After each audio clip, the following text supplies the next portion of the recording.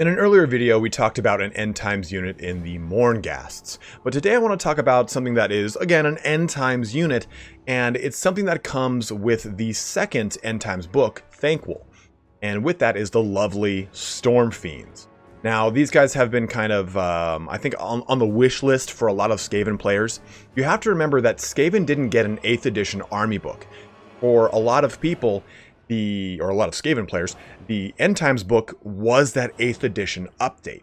So while the Stormfiends are an End Times unit, I could see them making their way into Total War Warhammer, much in the same way that I could with Mournghasts if they were to add a Nagash faction.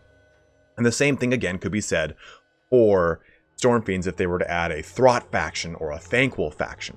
So today what I want to do is I'm going to go through the lore blurb from the second book of the Thanquol End Times book, and I'm just going to talk through all that, and it's quite a hefty blurb, so that's going to lead up first.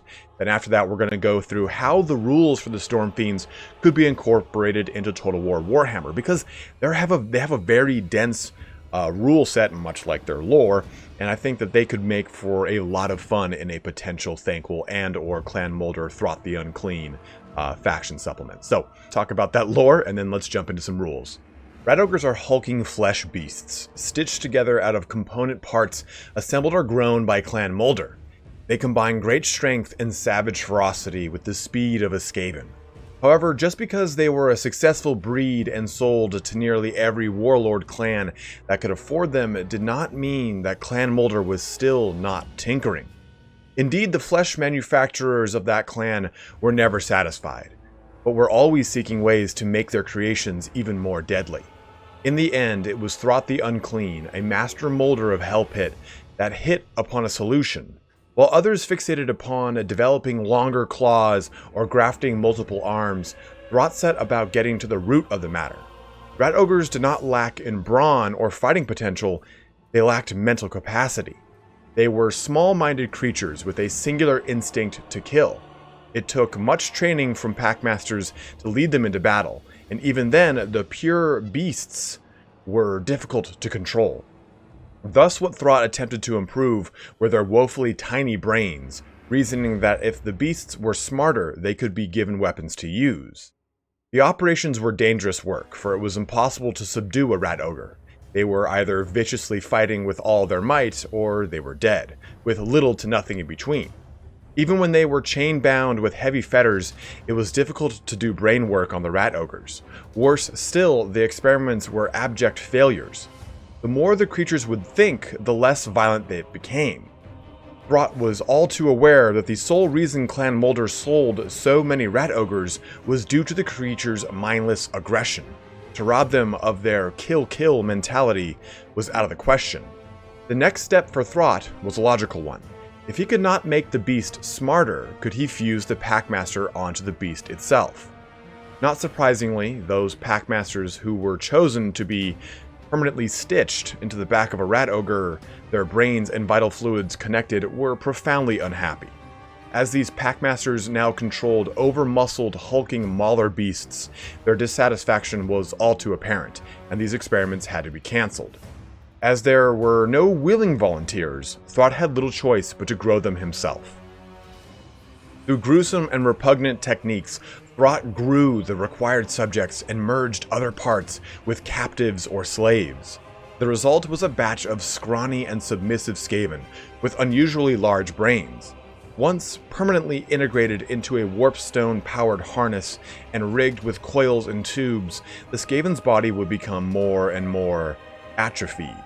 Eventually, if it lived long enough, the Skaven would become little more than a shriveled husk, with an auxiliary brain that could help steer the savage beast with which it was melded. Early results were astoundingly successful.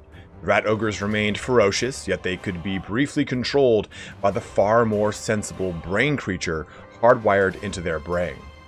Unfortunately, there was a drawback. The Rat Ogres were able to use weapons now, but Clan Moulder quickly found out that they had nothing with which to make their new creation any more destructive than its previous iteration had been.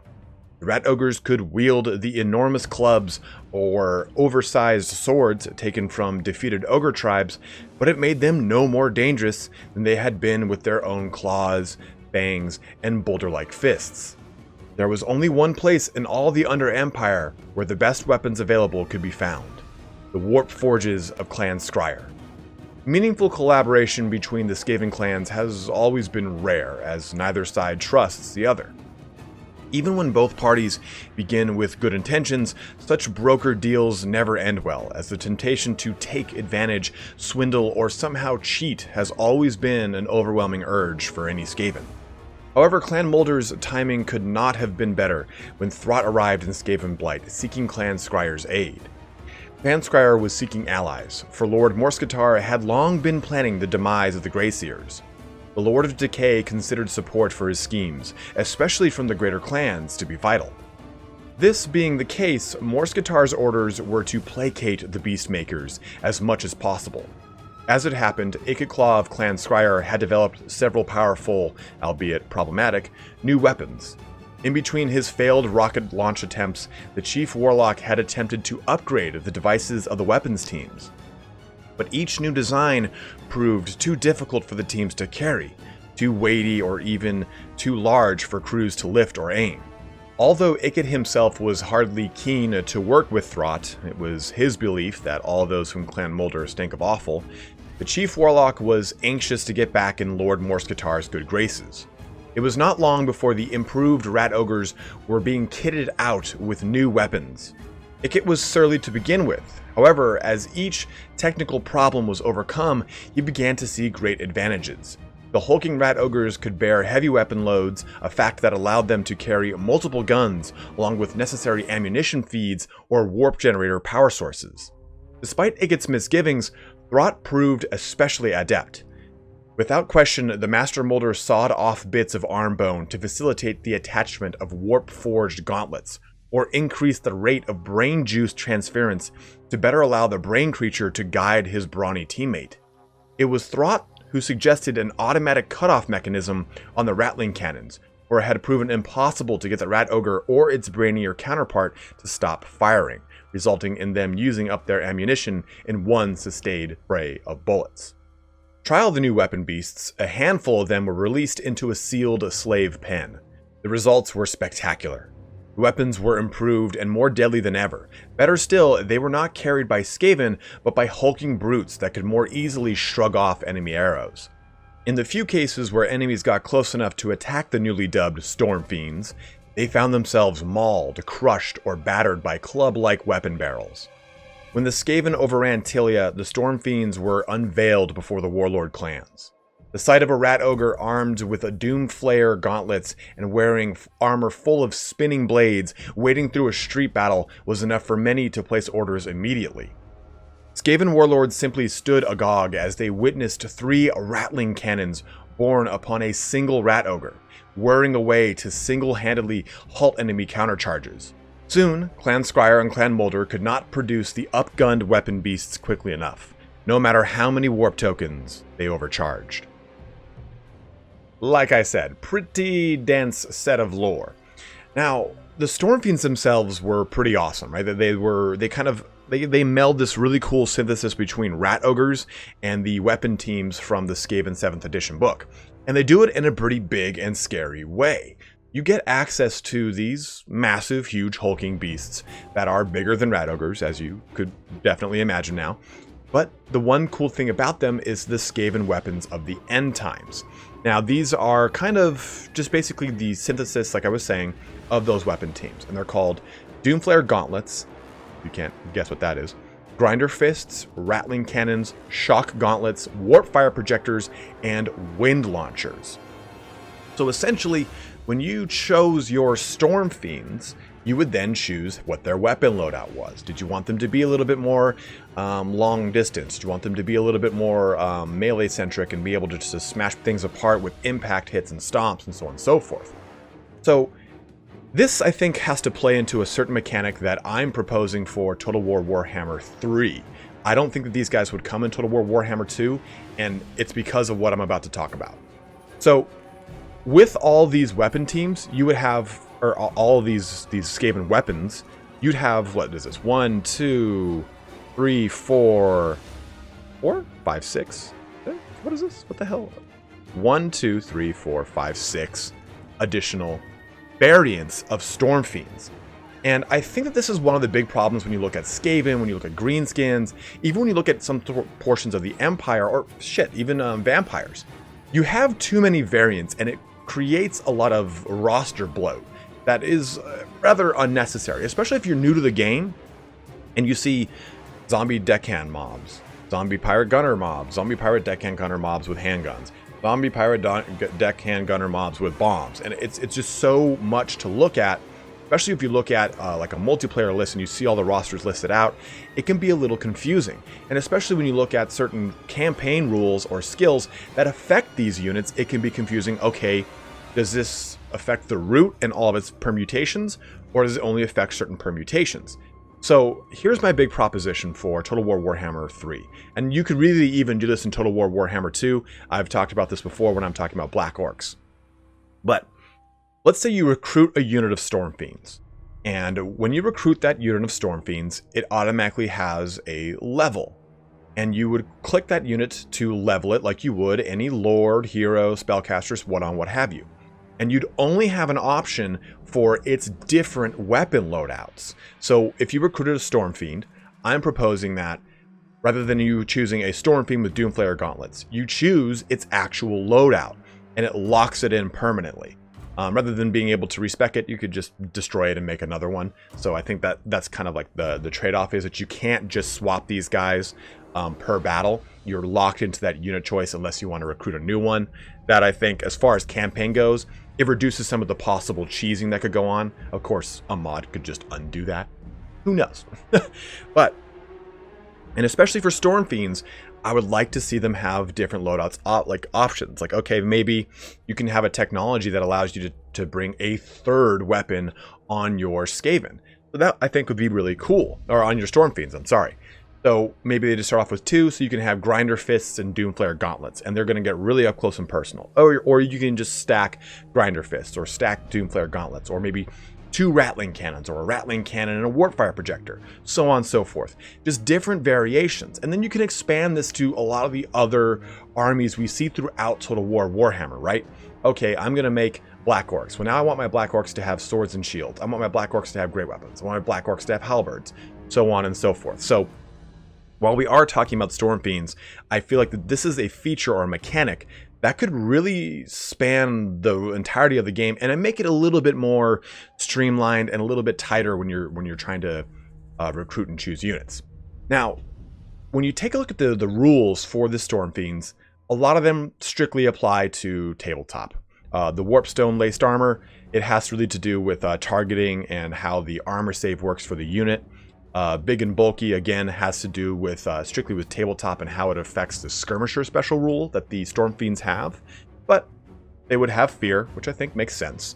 And then this Warpstone Laced Armor. Now, the Warpstone Laced Armor gave the Stormfiends a 4-up save. Otherwise, they had a 6-up save. I'm just saying that that could probably be a research ability that would give them some sort of, like in campaign, you'd research it and it gives them a ward save or a magic resist or a physical resistance buff.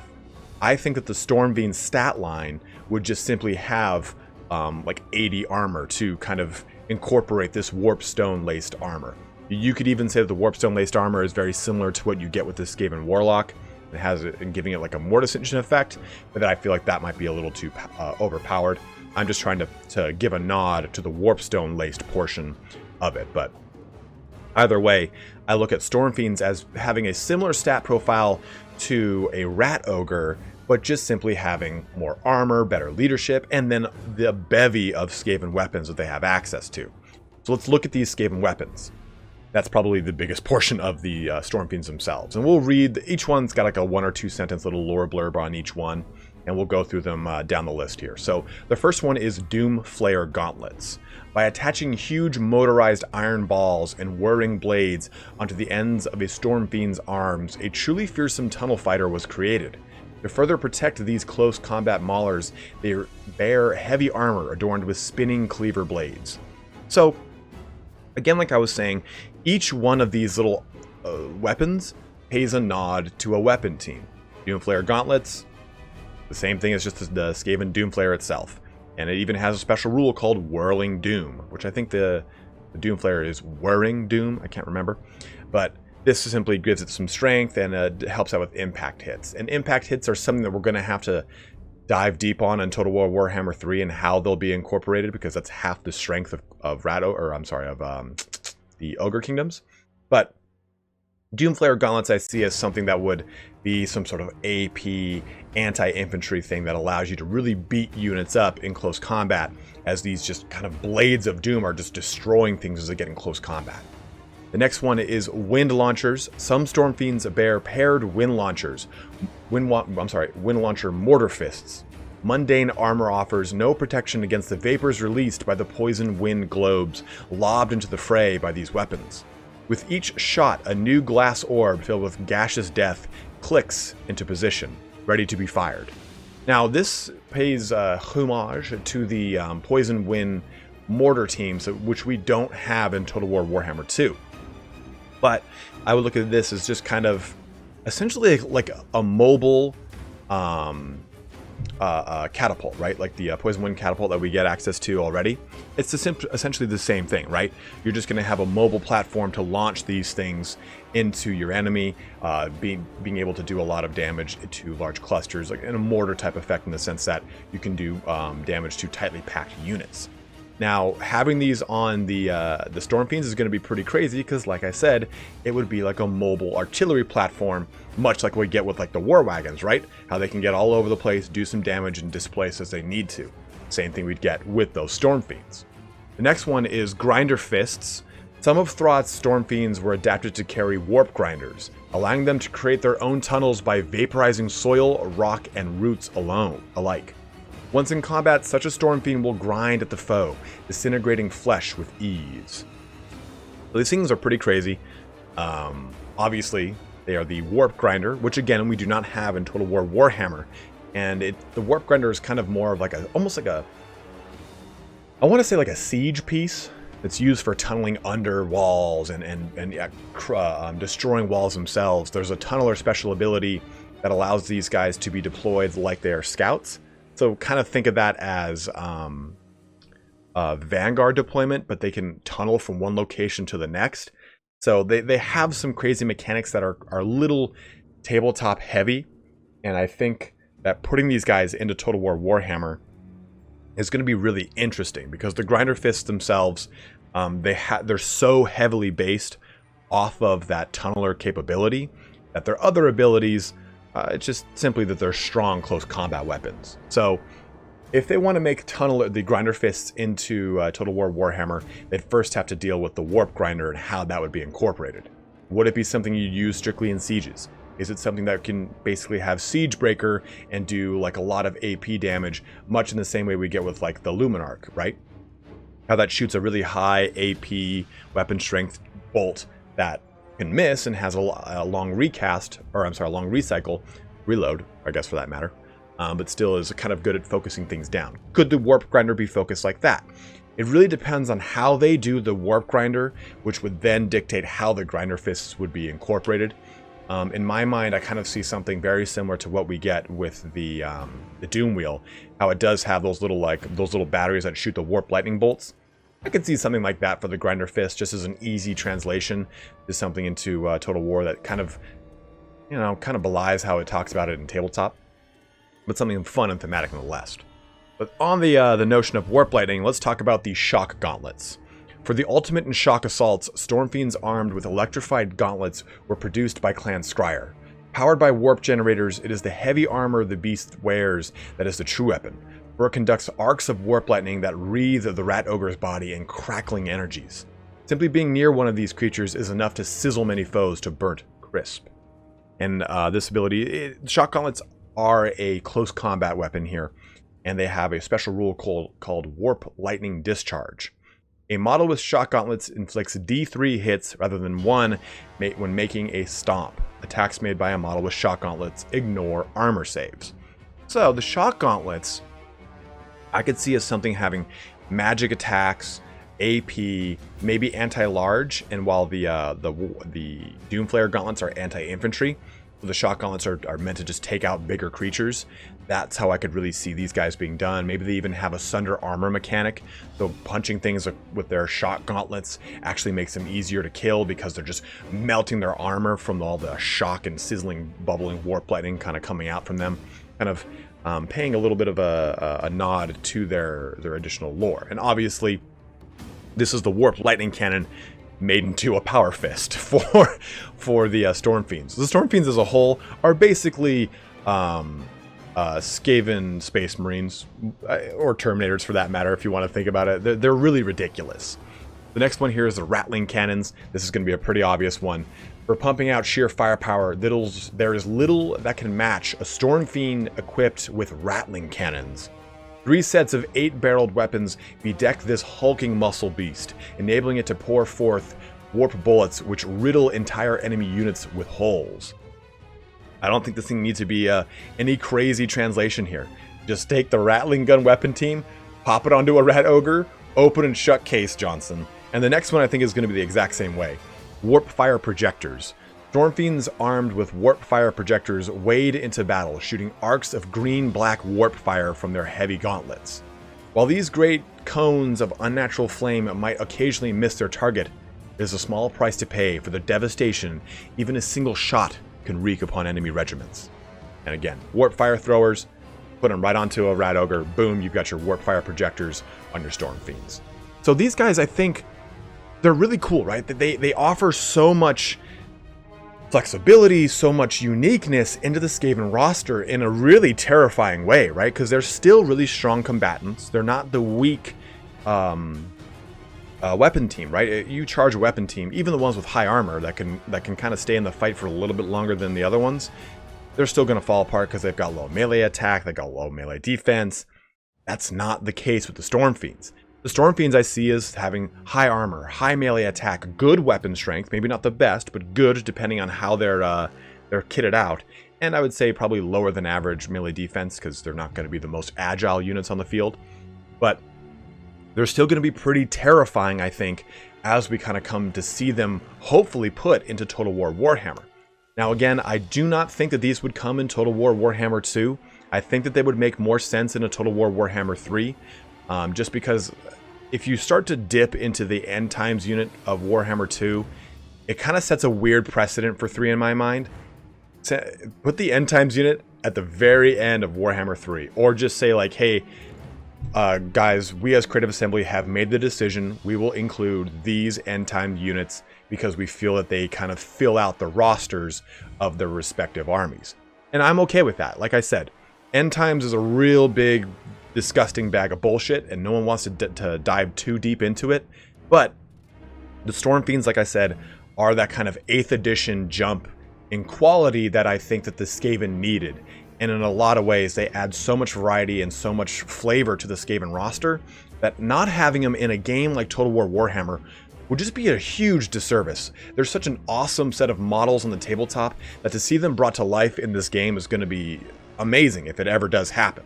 So hopefully we'll start to see things like Stormfiends, Vermin Lords, and the such accompanying Thanquol, or maybe even accompanying Throt to kind of look into the lore of the Stormfiends themselves. But as we kind of progress closer and closer to Total War Warhammer 3, we will hopefully get a better and better picture of what that might look like as far as units, armies, expansions onto current armies, so on and so forth. Thank you guys so much for joining me here today in this video. I wanted to get a fun little small video out again here, kind of similar to our Mornghast video that Morghasts video that we did earlier last month, or earlier like a week or two ago. It wasn't at this point. Shit, I'm just kind of blurs together. But I got a lot of fun stuff planned here this week for you. We're going to be doing a video on the Excoriators, the Imperial Fist's successor chapter, and all sorts of fun stuff coming out here. But as always, guys, thank you so much for watching here today. Have a good one, and take care.